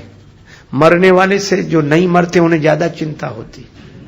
मरने वाला तो ये सोचकर निश्चिंत हो जाता कि ज्यादा से ज्यादा मरेंगे और क्या होगा, पर ये अमर थे, ये सोच रहे थे मरेंगे नहीं, पता नहीं कहां जा रहे हैं और कितने ऊपर से गिरेंगे, मरेंगे नहीं, इसलिए ज्यादा चिंता है। ये रजनीचर वीर विशाल कराल बिलोकत काल न खाए अति रनरोर बड़े बरजोर कपीस किशोर परे फग पाए। हनुमान जी ने क्या किया, लूम लपेट आकाश निहारी के हां के हठी हनुमान चलाए। और हनुमान जी अतुलित बलधामा में ऐसी शक्ति से फेंका कि सूख गए गात।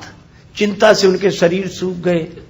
सूख गए गात क्यों, बोले चले नभ जात, आकाश में उड़ते ही जा रहे हैं कि तो और ऊपर उड़ रहे हैं और ऊपर जा रहे हैं।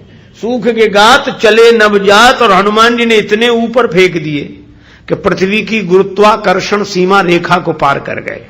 पृथ्वी उन्हें नीचे खींच ही नहीं सकती थी। परे भ्रमबात न भूतल आए, धरती पर लौट कर आए नहीं। हनुमान जी बोले अब तुम खूब अमर बने रहो, आकाश में ही तो मंडरा रहे, धरती पर तो एक भी नहीं हो। राम जी की प्रतिज्ञा पूरी हो गई, निश्चरहीन करो मही। रावण आज बड़ा प्रसन्न था कि अमर सेना गई है, तब तो वानर को पकड़कर लौटेगी ही। फिर संवाददाता आए। रावण ने पूछा बंदर कहां है? संवाददाता बोले बंदर तो वहीं हैं। सेना? संवाददाता बोले ये कैसे कह दें कि मर गई, अमर थी तो मर तो नहीं गई पर गई, हमने जाते देखी लौटकर आते नहीं देखी। तो कहा इतनी बड़ी सेना को आकाश में कैसे फेंक दिया? बोले फिर नाराज हो गया, पूंछ में लपेट कर। रावण बोला तुम लोग दूर चले जाओ, मैं सुनना नहीं चाहता पूंछ के बारे में कुछ। ठीक है ना सुन। रावण अकेले में सोचने लगा कि मैं भी तो जरा देखूं, यह काम अपने हाथ में लेता हूं, किसी को सौंपने से बात नहीं बनेगी। हनुमान जी रण प्रांगण में बैठे थे। रावण चुपके से गया पीछे से दबे पांव और उनकी पूंछ पकड़ी, 20 भुजाओं की ताकत लगाई कि पूंछ उखाड़ ही डालो। हनुमान जी लड़े नहीं। किसी ने कहा लड़ते क्यों नहीं? बोले सामने आता तो लड़ते, जो पीछे उससे क्या लड़े। तो कहा कुछ तो करो। रावण सोच रहा था कि हनुमान जी अब मुड़ेंगे और हमसे भिड़ेंगे, पर हनुमान जी न भिड़े न मुड़े, उड़े। ये तो उसको कल्पना नहीं थी कि ऐसा भी हो सकता है। उड़े उड़े बजरंग बली, और ऐसे उड़े। रावण पूंछ पकड़े था, जल्दी जल्दी में छोड़ नहीं सका, कल्पना होती तो छोड़ देता। और रावण पूंछ पकड़े था, हनुमान जी उड़े तो रावण भी लटक गया। पहले पूंछ छोड़ नहीं रहा था, अब छोड़ सकता नहीं था, अब तो पूंछ ही आधार था। हनुमान जी उड़ते ही जाए उड़ते ही जाए।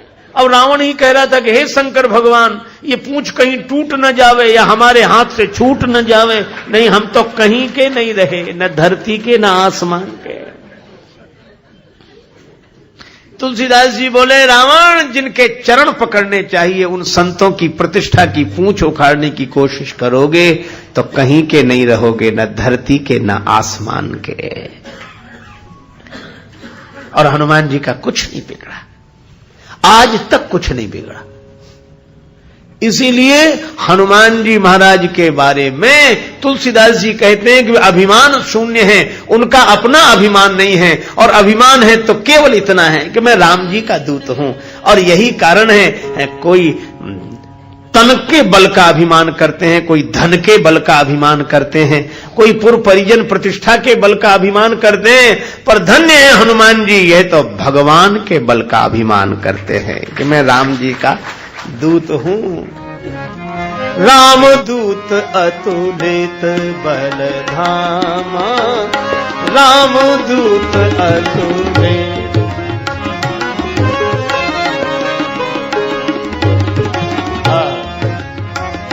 राम दूत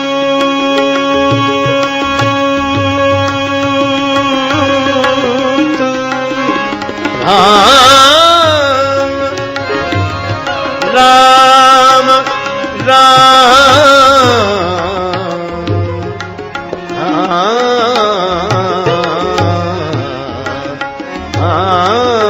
राम दूत अतुलित बल धामा, राम दूत अतुलित।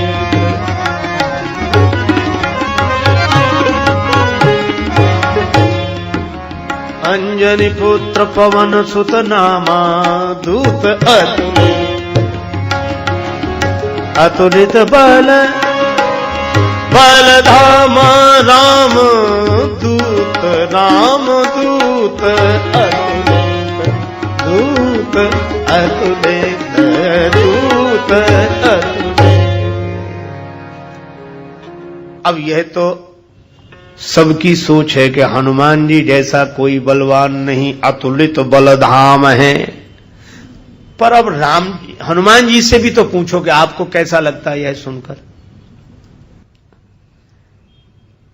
बंदरों ने अपने अपने बल का वर्णन किया, समुद्र पार जाते समय निज निज बल सब काहू भाखा, पर हनुमान जी नहीं बोले। किसी ने हनुमान जी से कहा कि सभी बंदर अपने अपने बल का वर्णन कर रहे हैं, आप क्यों नहीं बोले? हनुमान जी बोले, जिसके पास अपना बल हो सो बोले, हमारे पास हमारा बल है ही नहीं, बल नहीं है, नहीं है। आप तो अतुलित बल धामम है। हनुमान जी बोले, हां है, पर एक बात सोचना, धाम, धाम माने मकान, भवन। अच्छा, सोना अगर किसी मकान में भर दिया जाए तो सोना मकान का है कि मालिक का? मालिक का है।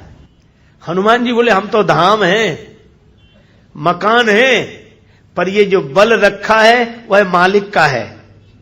तो मालिक कहां रहते हैं? बोले, वो भी उसी मकान में रहते हैं। कौन से मकान में? कजास हृदय आगार बसही राम सर चाप धर। इस मकान में मालिक रहते हैं, इसलिए इसमें जो बल है वह भी मालिक का है।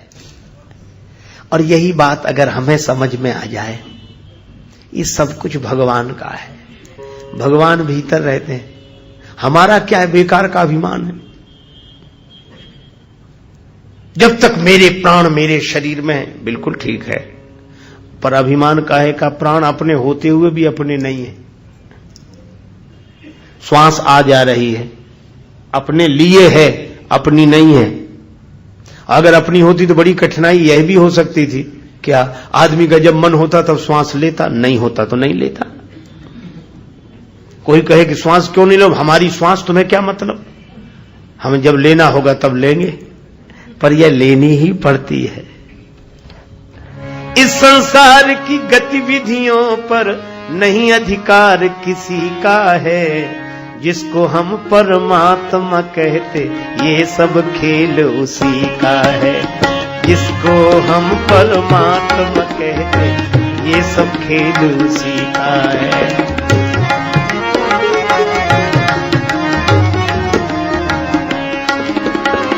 क्षण भर को भी नहीं छोड़ता, सदा हमारे साथ में है।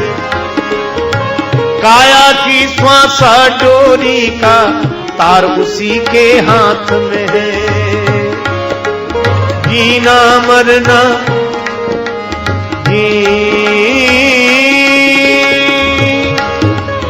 हंसना रोना जीना मरना सब उसकी मर्जी का है। जिसको हम परमात्मा कहते ये सब खेल उसी का है। इस संसार की गतिविधियों पर नहीं अधिकार किसी का है। जिसको हम परमात्मा कहते ये सब खेल उसी का है। हनुमान जी कहते मैं तो मकान हूं, मालिक मकान के भीतर है, इसलिए बल भी उन्हीं का है। पर हमें तो लगता है कि आपका है, अतुलित बल धामम आप हैं। हनुमान जी बोले पहले पता लगाओ अतुलित बल है किसका, किसका है। हनुमान जी बोले राम जी का। किसने जाना? हनुमान जी बोले एक थे जो राम जी का बल देखने गए, इंद्र के पुत्र जयंत। सुरपति सुत धरे बायस बेखा। सुरपति सुत धरे सुरपति सुत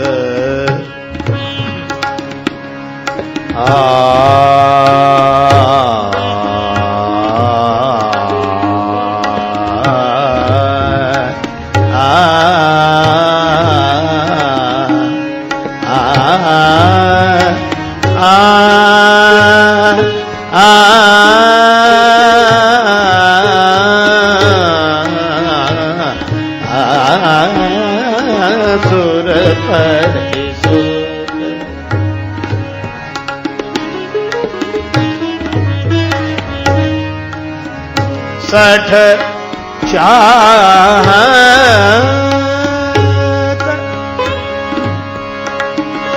रघुपति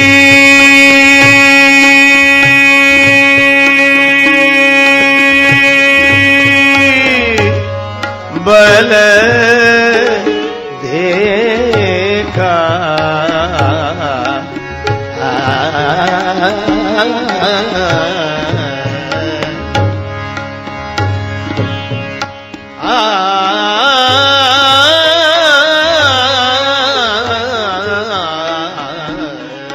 सुरपति सुत सुरपति सुत सुरपति सुत। इंद्रपुत्र जयंत ने कौए का वेश क्यों बनाया? क्योंकि वह राम जी का बल देखना चाहता था। बल देखना था राम जी का, और प्रहार किया श्री जानकी जी के चरण पर। जानकी जी भगवान के आश्रित हैं, भक्ति हैं। भगवान का बल देखना हो तो भगवान का विरोध करने से पता नहीं लगेगा, भक्त का विरोध करो तो पता लगेगा। निज अपराध रिसाही न काऊ, जो अपराध भगत कर करई, राम रोष पावक सो जरई।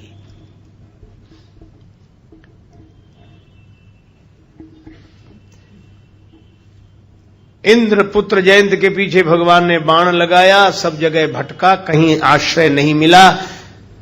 न इंद्र के यहां, न ब्रह्मा जी के यहां, न शिव जी के यहां।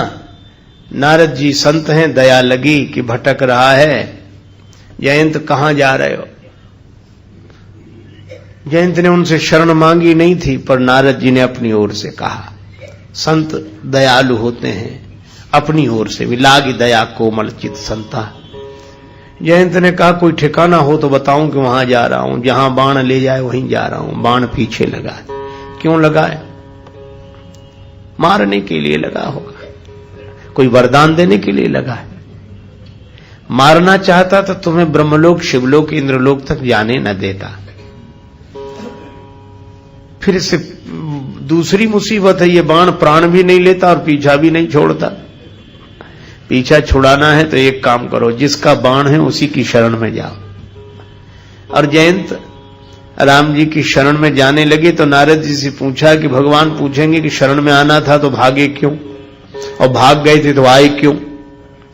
नारद जी बोले कह देना आपका प्रभाव देखना था इसलिए भागा, अब आपका स्वभाव देखना है इसलिए शरण में आ गया। ठीक है, जयंत गए, भगवान ने क्षमा कर दिया। जयंत से पूछा क्यों आए थे? कि आपका बल देखने के लिए। देख लिया? हाँ। राम जी बोले क्या देखा? जयंत बोला आप में अतुलित बल, अतुलित प्रभुताई, मैं मति मंद ज्ञान नहीं पाई, मैं मति मंद ज्ञान नहीं पाई,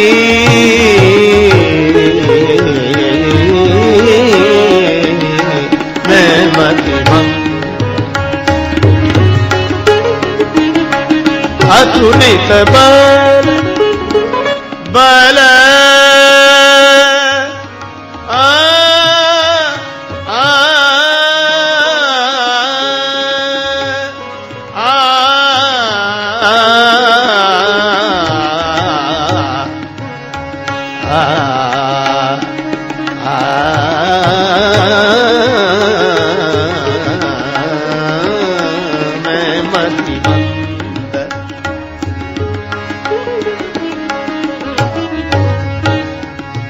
ज्ञान नहीं पाए, मैं मतिमंद, मैं मतिमंद, मैं प्रभु मैंने देख लिया आप में अतुलित बल है, अतुलित बल है। तो बल देखने वाले ने तो बताया कि राम जी में अतुलित बल है। हां, हनुमान जी बोले तो अतुलित बल किस में है? कहा कि राम जी में। और कहा कि वे राम जी कहां हैं? बोले जहां राम जी हैं वहीं राम जी का बल है। तो राम जी कहां बैठे हैं? हनुमान जी बोले हमारे हृदय में। तो अतुलित बल किसका है? राम जी का। तो हम तो केवल धाम हैं, तो हम क्यों अभिमान करें कि बल हमारा है?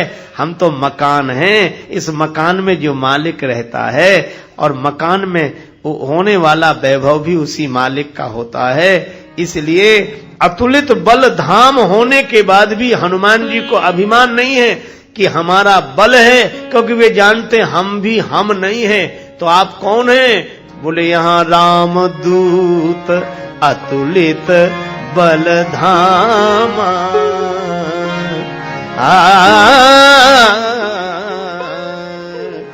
अंजनी पुत्र पवन सुत नामा, अंजनी पुत्र पवन पवन सुत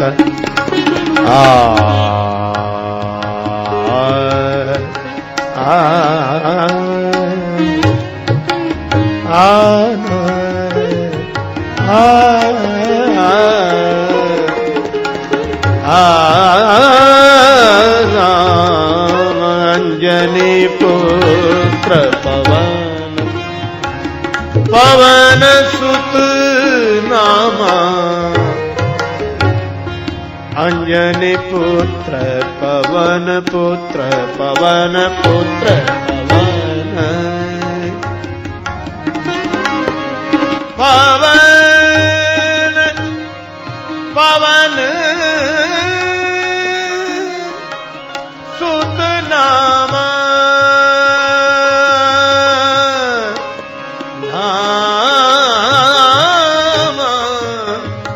नामा नामा हे पवन सुत नामा, अंजनी पुत्र पवन पुत्र पवन पुत्र पवन पुत्र पवन, अंजनी पुत्र पवन सुत नामा। ये माता अंजनी के पुत्र हैं। अंजनी माता के पुत्र,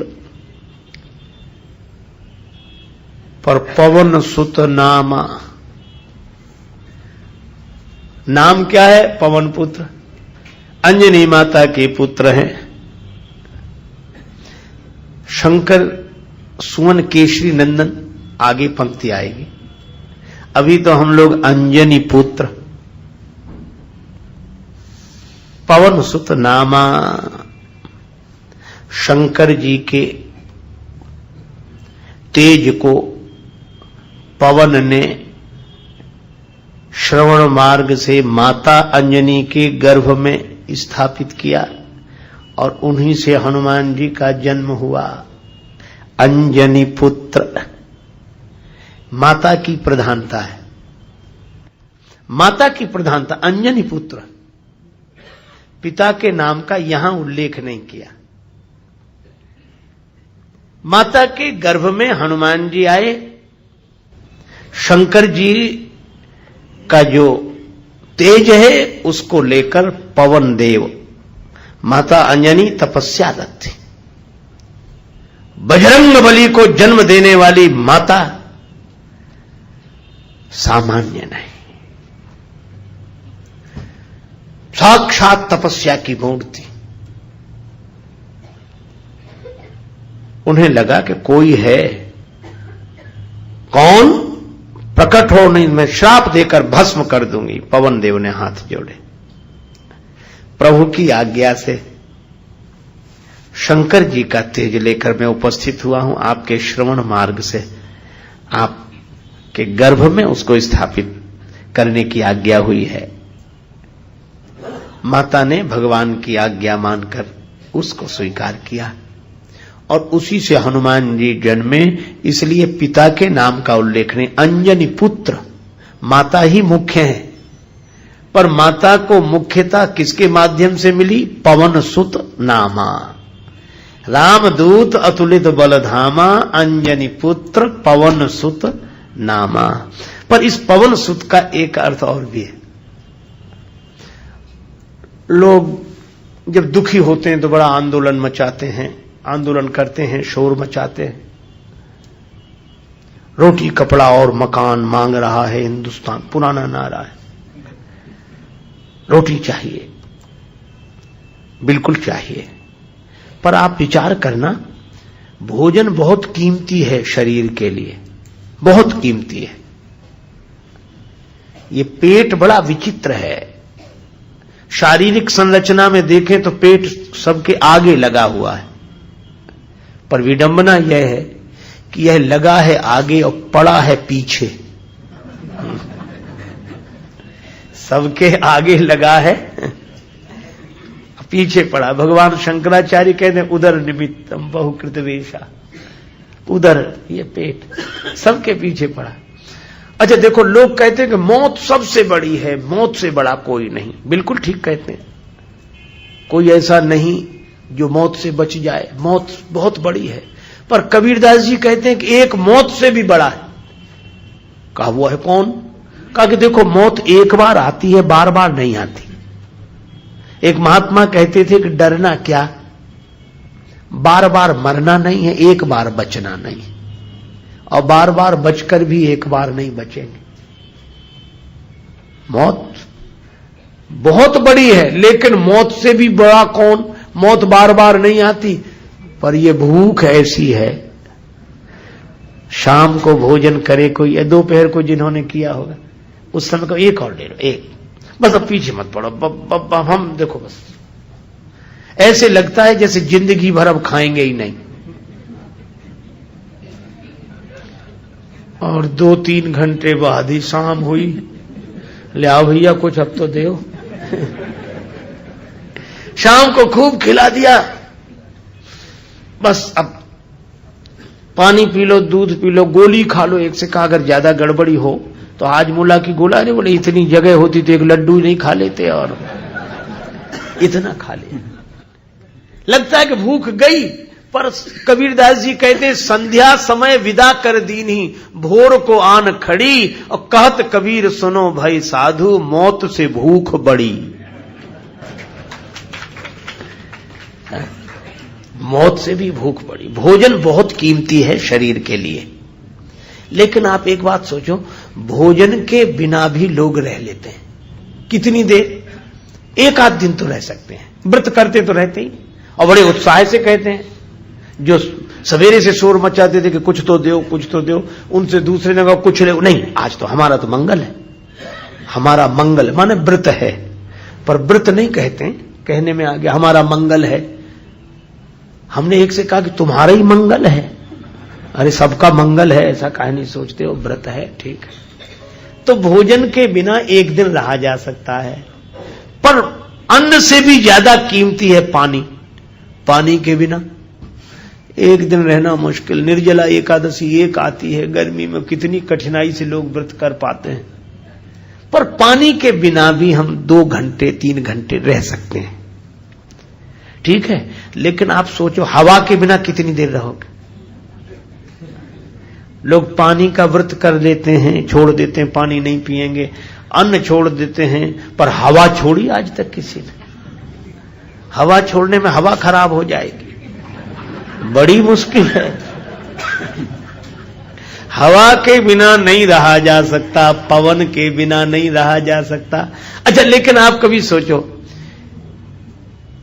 शोर मचाया रोटी के लिए, शोर मचाया पानी के लिए, किसी ने हवा के लिए शोर मचाया जो सबसे ज्यादा कीमती है, पर उसकी जरूरत क्यों नहीं महसूस हुई? क्योंकि वह पवन सबका प्राण होने के बाद, जिसके बिना एक क्षण नहीं रहा जा सकता, वो इतनी आसानी से सबको मिल गया है कि उसकी कीमत हमें समझ में नहीं आ रही। तो जैसे पवन सबसे अधिक कीमती है, पवन से ज्यादा कीमती कोई नहीं है, पर सहजता से मिल गई है पवन, इसलिए हमें उसकी कीमत समझ में नहीं आ रही। इसी तरह राम जी की लीला में सबसे अधिक महत्वपूर्ण अगर कोई है तो हनुमान जी हैं, पर हनुमान जी इतने निरभिमानी हैं, इतने आसानी से मिल गए हैं कि हमें उनकी महिमा समझ में नहीं आती। हम अतुलित बल धामम कहते हैं तो लोग सोचते हैं कि शायद होंगे, कह तो रहे तो होंगे भाई। इसीलिए पवन सुत नामा, वे पवन पुत्र हैं। पवन सबसे ज्यादा महिमामय होने के बाद भी दिखता नहीं है और आसानी से मिल जाता है। एक सज्जन बोले अगर आसानी से मिल गए हैं हनुमान जी तो दिखते क्यों नहीं? हमने कहा पवन दिखते, पवन आसानी से मिल गया है, लेकिन पवन दिखता है क्या? हनुमान जी भी पवन सुत हैं। तो तुलसीदास जी यह कहना चाहते हैं कि वे ना भी दिखे तो भी उनकी उपस्थिति अपने साथ ही अनुभव करो, क्योंकि वे पवन पुत्र हैं। अंजनी पुत्र पवन सुत नामा। अच्छा, एक बात और है, कई बार लोग दिखना चाहते हैं। एक आदमी की आदत थी, जब भी मिलते तब यही कहते अब तो ये हो गए, भगवान की कृपा है। अरे यही कहो कि भगवान की कृपा से ये सुखी हैं, पर ये नहीं कहते अब तो अब बहुत आराम से है। समय समय की बात होती। एक बार बड़ी खराब दशा क्यों थी ना, जब हम आए थे हमने किया था, मतलब हमने जो दिया था तो हम भी दिखते रहे कि हमने किया था। बोलो, अगर देने वाला खड़ा ही रहे छाती पर कहेगा हमने दिया, और हम तो आप परेशान हो जाएंगे, किसी तो न देता तो अच्छा था, परेशान कर दिया इसने तो। अभिमानी आदमी अपने को दिखाना चाहता है कि हम हमारे कारण, लेकिन पवन ऐसा है कि ये पवन देव सबके प्राण बनकर रहते हैं, पर किसी को नहीं दिखते, ताकि कोई यह न समझे, हमारे एहसान को न समझकर कहीं हमारे अभिमान को न समझ ले और अपने को उस एहसान से दबा हुआ न माने। इसलिए पवन दिखते ही नहीं है, और हनुमान जी भी छिप कर रहते हैं, दिखते ही नहीं है, झुक कर रहते हैं। और इसीलिए इनकी सबसे बड़ी विशेषता अंजनी पुत्र पवन सुत नामा, अंजनी पुत्र पवन। एक बात और, महावीर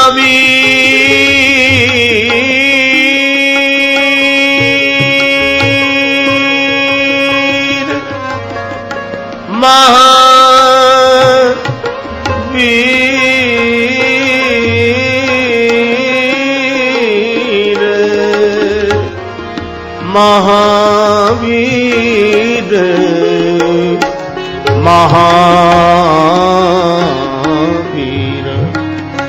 महावीर विक्रम बजरंगी महावीर विक्रम महावीर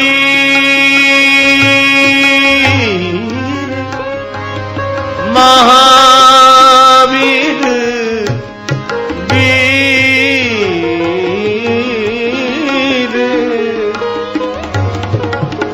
वीर विक्रम बजरंगी महावीर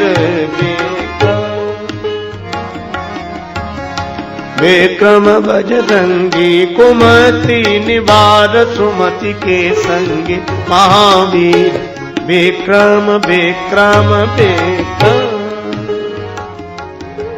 श्री हनुमान जी महावीर हैं। वीर बहुत होंगे पर हनुमान जी महावीर हैं। अच्छा, महावीर कैसे? देखो, रामचरितमानस में सबसे बड़ा बलवान बली अगर कोई देखना हो तो रावण है। उसके पास बल ही बल है। भुजाओं का बल 10 सिरता है 20 भुज दंडा, रावण नाम वीर बर बंडा। बड़ा बलवान, बड़ा। देखो, चलत दशानन डोलत अवनी चरणों का बल, भुज विक्रम जानहि दिगपाला। वैभव का बल, परिवार का बल, इतना बड़ा तो परिवार है रावण का। तुलसीदास जी बोले हम तो झंझट में ही नहीं पड़े गिनने के, गने को पार निशाचर जाति। पर कबीरदास जी ने गिनती की थी। उन्होंने कहा कि 10 लाख पूत, 1 लाख पूत 1.25 लाख नाती, 1 लाख बेटे और 1.25 लाख पौत्र। ये 2.25 लाख तो परिवार के सदस्य थे उसके। कितना बड़ा परिवार, परिवार का बल, धन का बल, वैभव का बल, और इन बलों का अभिमान। इसलिए रावण जैसा बलवान कोई नहीं, बड़ा बली। इसीलिए तुलसीदास जी कहते हैं कि बली है, बल है तो रावण के पास, इसलिए रावण है बली। भुजबल विश्व बस करी राखे से को न स्वतंत्र, मंडलीक मणि रावण राज करे निज मंत्र। बड़ा बलवान, भुजाओं के बल पर पूरे विश्व को बस में कर लिया। लेकिन तुलसीदास जी महाराज, अगर रावण बली है तो बली रावण को 6 महीने अपने बगल में जो दबाए रहा, उस बाली को क्या कहोगे? बाली महाबल अति रणधीरा, बाली महाबल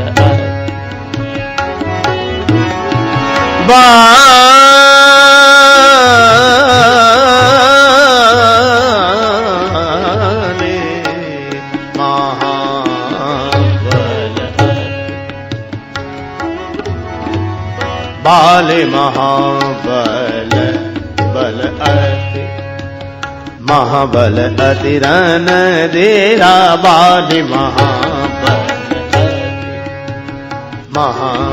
अति बाली महाबल। रावण के पास अगर बल है तो बाली के पास महाबल है, तो रावण यदि बली है तो बाली महाबली है। इसका अर्थ है कि सारे संसार को जिसने अपने बस में कर लिया वह रावण बली, और बली रावण को जिसने अपने बस में कर लिया वह बाली महाबली, और महाबली बाली को भी जिसने एक बाण से धराशायी कर दिया वह राम। श्री राम कौन?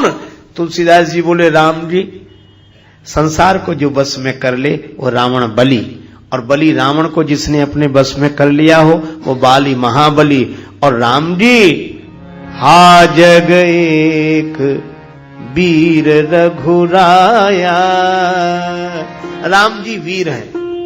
इसका अर्थ हुआ कि संसार को जो बस में कर ले वह बली, और संसार को बस में कर लेने वाले रावण को जो अपने बस में कर ले वो बाली महाबली, और महाबली बाली को जिसने अपने बस में कर लिया वो राम जी वीर। और राम जी अगर वीर हैं तो वीर को जो अपने बस में कर ले वह महावीर। विक्रम बजरंगी, कुमति निवार सुमति के संगी। हनुमान जी महावीर हैं, महावीर विक्रम बजरंगी, वज्रांग हैं, और इनके विक्रम पराक्रम का क्या कहना। यह महावीर हैं और हनुमान जी ने राम जी को वश में कर लिया। इसका प्रमाण सुमिरि पवन सुत पावन नामु, अपने बस करि राखे राम। अपने बस में कर लिया, और जो जिसके बस में होता है उसी के हृदय में बसता है। जासु हृदय आगार, बसहि राम सर चाप धर। तो ऐसे श्री हनुमान। और एक बात और, क्या? संसार का अभिमान तोड़ दिया रावण ने, और रावण का अभिमान तोड़ दिया बाली ने। तो संसार का जो अभिमान तोड़ दे वो बलि, और बलि का भी जो अभिमान तोड़ दे वो महाबली, और महाबली का भी जो अभिमान तोड़ दे वो वीर, और जो अपना ही अभिमान तोड़ दे वह महावीर विक्रम बजरंगी। और जब महावीर से प्रार्थना क्या करें? कहा कि महाराज जैसे आपने अपना अभिमान तोड़ दिया, इसी तरह यह अभिमान हमारे मन में, जीवन में कुमति बनकर न आवे, हम भी अभिमान रहित हो जाएं। इसलिए प्रार्थना की, कुमति निवार सुमति के संगी। हे सुमति समर्थ हनुमान जी, हमारी कुमति दूर करें। यही प्रार्थना तुलसीदास जी कर रहे हैं, और हम लोग भी यही प्रार्थना करें। तो आप कहेंगे कि यह प्रार्थना स्वीकार होगी क्या? अवश्य होगी। क्यों होगी? क्योंकि जो यह पढ़े हनुमान चालीसा, होई सिद्धि साखे गौरी सा। जय सिया राम, जय जय सिया राम, जय सिया राम, जय जय सिया राम।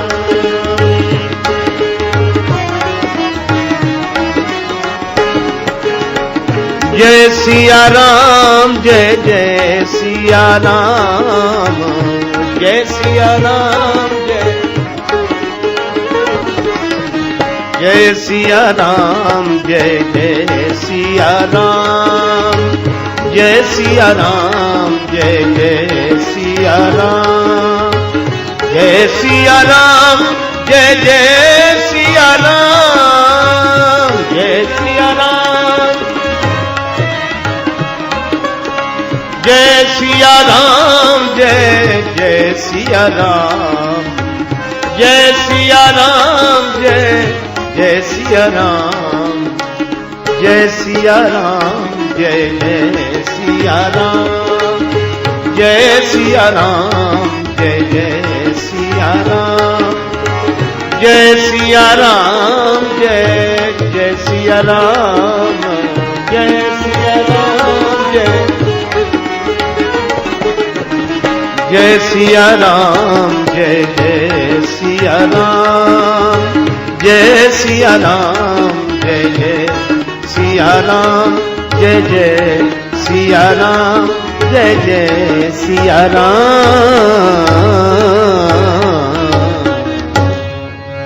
श्री सीताराम जी महाराज की जय, श्री हनुमान जी महाराज की, श्री तुलसीदास जी महाराज की जय, सब संतन की जय, सब भक्तन की जय। जय जय श्री सीताराम, जय जय श्री राधे श्याम।